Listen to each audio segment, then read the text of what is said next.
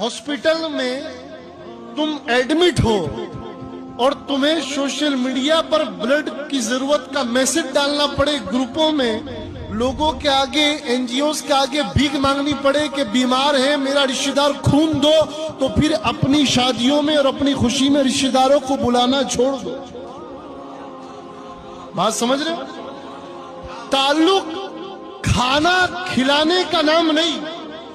ताल्लुक किसी के यहाँ जाकर मेहमान नवाजी करवाने का नाम नहीं, ताल्लुक उस चीज का नाम है कि बंदा जब दुख में हो तो पहले जो लब्बैक कहकर आए समझो यही मेरा अपना है, यही मेरा जिगर दोस्त। वरना खाने के लिए